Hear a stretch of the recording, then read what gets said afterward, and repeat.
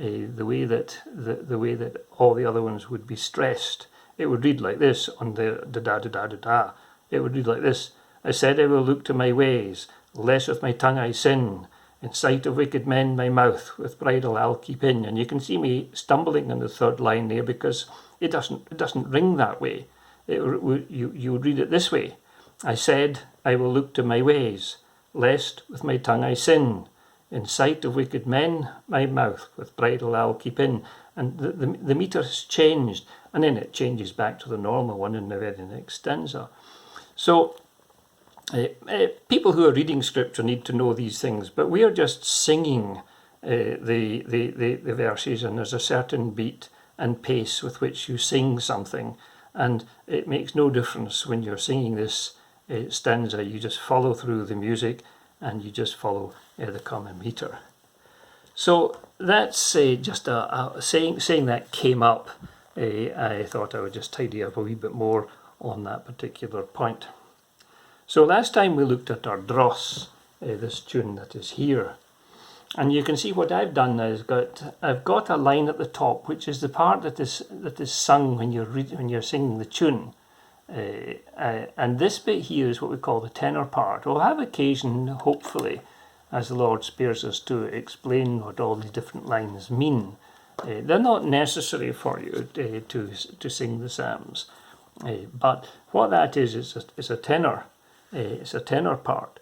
So that, and I mentioned before how when the congregation sings the main part, the tenors sing another part. But I said that if you went straight into that, you might put people off that are sitting around you.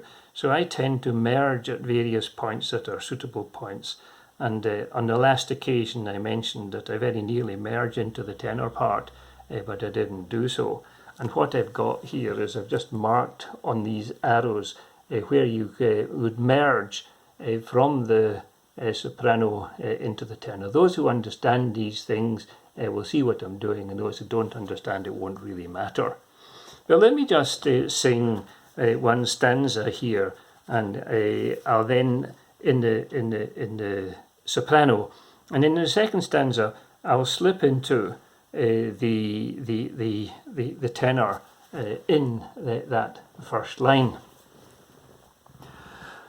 I love the Lord because my voice and prayers he did hear.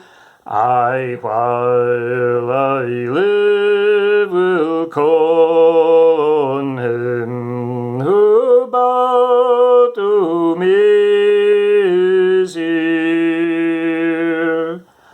Of death the cords and sorrows did about me compass round.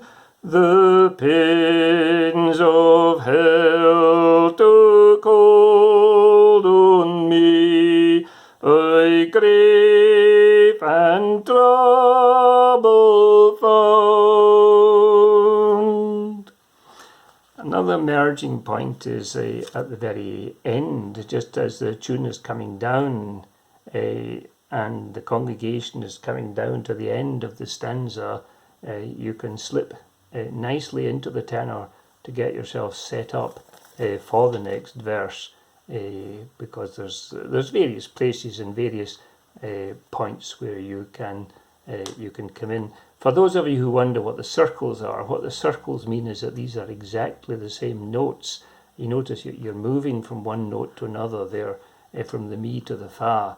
That the soprano goes from the mi to the re, but the tenor goes from the mi to the fa.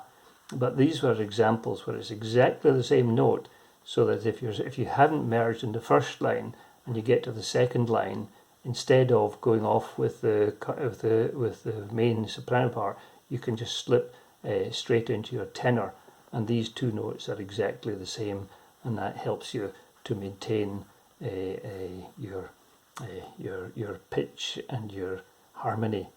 So there's a lot more to it, but I think we've said enough for this occasion, and that's got you started a wee bit into the more technical side of it. But this is not necessary for those who just simply want to sing. So until the next time, God bless you and keep you.